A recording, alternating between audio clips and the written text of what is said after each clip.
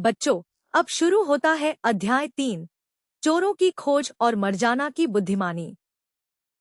पिछले अध्याय में आपने देखा कि कैसे कासिम अपनी लालच के कारण चोरों की गुफा में फंस गया और उसकी मृत्यु हो गई। अली बाबा ने अपने भाई के शव को गुप्त रूप से घर पहुंचाया और मरजाना की समझदारी से कासिम की मौत का सच दुनिया से छिपा दिया गया। लेकिन जंगल की उस गुफा में बैठे 40 चोर अब शांत नहीं थे। उनका सबसे बड़ा डर सच हो चुका था। उनके खजाने का रहस्य किसी और को पता चल चुका था। गुफा के अंदर मशालें जल रही थी।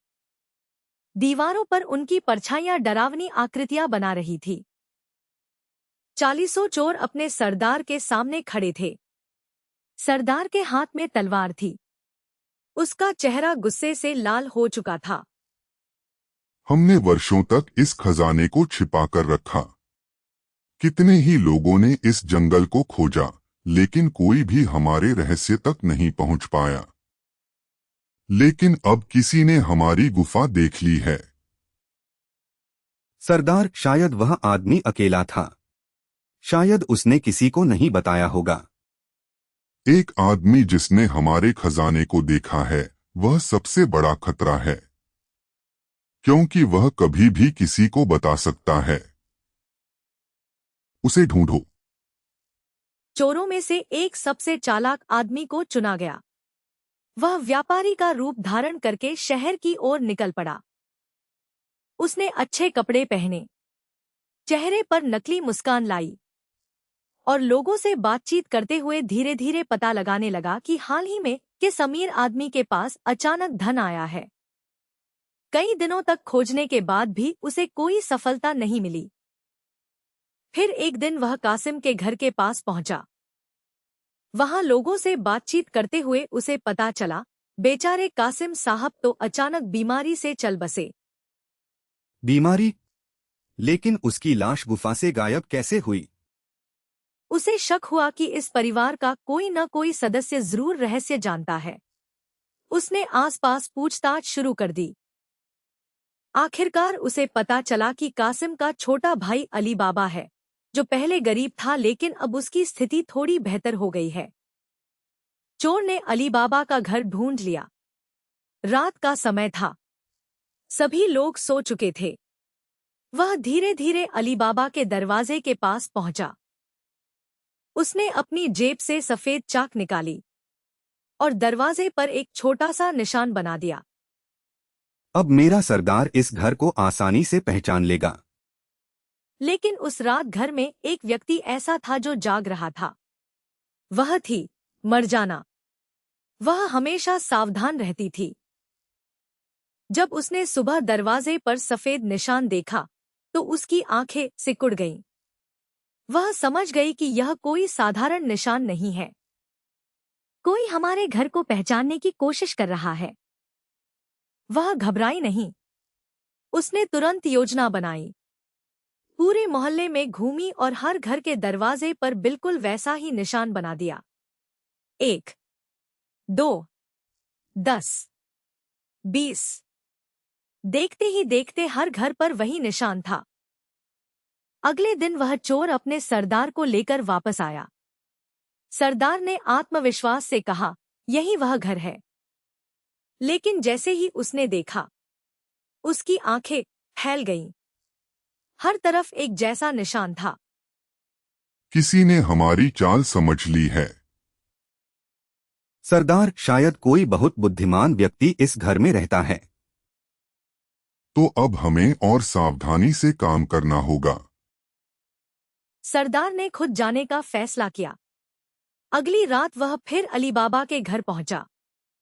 चाक नहीं, दरवाजे के पास एक छोटा सा रंग का निशान लगाया, जिसे केवल वह पहचान सके। सुबह होते ही मरजाना की नजर उस नए निशान पर पड़ी।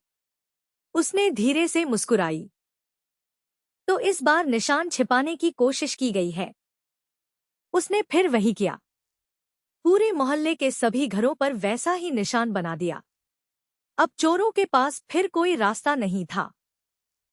जब दूसरी योजना भी असफल हुई, सरदार बोला, यह काम किसी साधारण इंसान का नहीं हो सकता। अब मैं खुद जाऊंगा।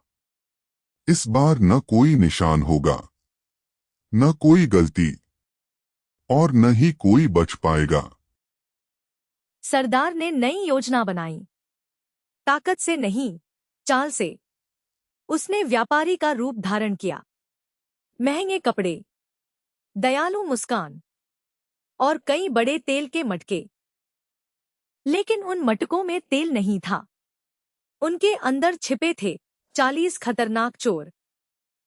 उनका उद्देश्य था रात होते ही मटकों से बाहर निकलना और अली बाबा के पूरे परिवार को खत्म कर देना।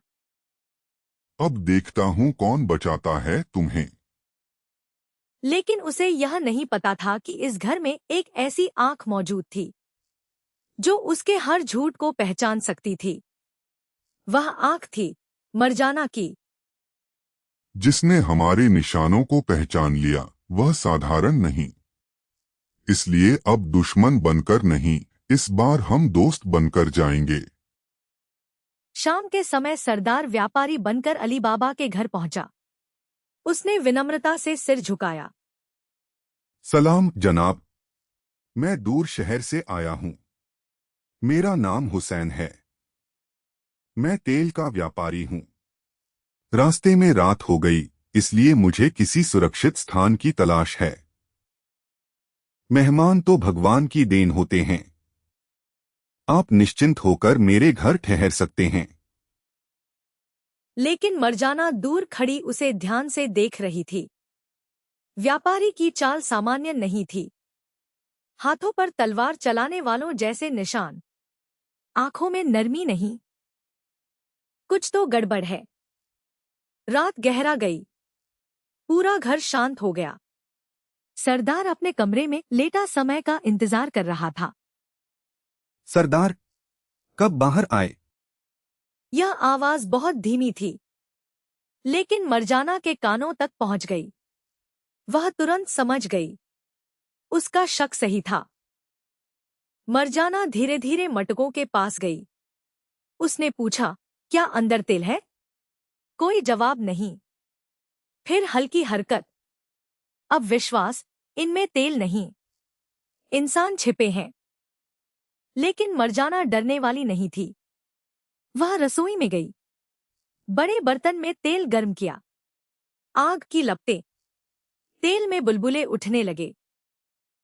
फिर सावधानी से एक एक मटके में गर्म तेल डाला।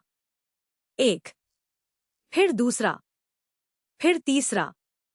धीरे धीरे सभी मटके शांत हो गए। अंदर छिपे चोरों को बाहर निकलने का मौका ही नहीं मिला। मरजाना ने पूरे परिवार की जान बचा ली थी। कुछ समय बाद सरदार ने संकेत दिया। कोई जवाब नहीं आया। उसने मटके देखे, चेहरा बदल गया। सभी साथी खत्म। योजना नष्ट। वह अंधेरे का फायदा उठाकर भाग गया।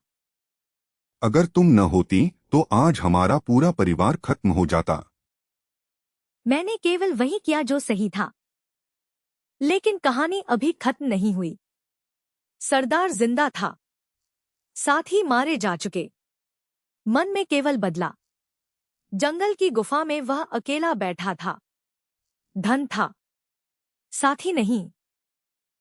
एक गरीब लकड़हारे ने मेरी पूरी दुनिया खत्म कर दी। सरदार ने डाकू कपड़े छोड़ दिए। अमीर व्यापारी जैसा रूप, महंगे कपड़े, मीठी मुस्कान। मन में सोचा, इस बार तलवार से नहीं, विश्वास से हमला करूंगा। सलाम जनाब, मैं दूर देश से आया व्यापारी हूँ। मेरा नाम हुसैन है। मैंने आपके बारे में बहुत सुना है। अली बाबा ने उसका स्वागत किया। उसे क्या पता था कि यही उसकी जान का सबसे बड़ा दुश्मन है। लेकिन मरजाना सावधान थी। चेहरा नया, आंखों में जाना फचाना। आवाज, चाल देखी और तेल के मटकों वाली रात याद आ गई। यह कोई व्यापारी नहीं था। यह था 40 चोरों का सरदार। उस रात छोटी दावत हुई। संगीत बज रहा था। सरदार सोच रहा था, आज रात सब खत्म। कपड़ों में खंजर। लेकिन मरजाना भी तैयार थी। दावत के बीच मरजाना ने नृत्य की अनुमति मांगी। वह संगीत की ताल पर नाचने लगी, लेकिन आंखें लगातार सरदार पर थीं। जब सरदार पूरी तरह असावधान हुआ, मरजाना बिजली की गति से उसके पास पहुंची, खंजर निकालने का मौका नहीं दिया, और एक ही वार में सरदार का अंत हो गया। मरजाना, यह तुमने क्या किया? यह कोई व्यापारी नहीं था। यह वही 40 चोरों का सरदार था जिसने आपके परिवार को खत्म करने की योजना बनाई थी। जिसने मेरे परिवार की रक्षा की, वह मेरे परिवार का हिस्सा है। समय बीतता गया। अली बाबा ने खजाने का उपयोग समझदारी से किया, गरीबों की मदद की, लेकिन कभी लालच नहीं किया। इस कहानी की सीख, लालच इंसान को विनाश की ओर ले जाता है। और इस तरह एक साधारण लकड़हारे अली बाबा की कहानी दुनिया सदियों से सुनती आ रही है। खुल जा सिम सिम, धड़ धड़ धड़, धड़ धड़ धड़। जहां छिपा था एक खजाना और एक ऐसी कहानी जो कभी पुरानी नहीं होगी।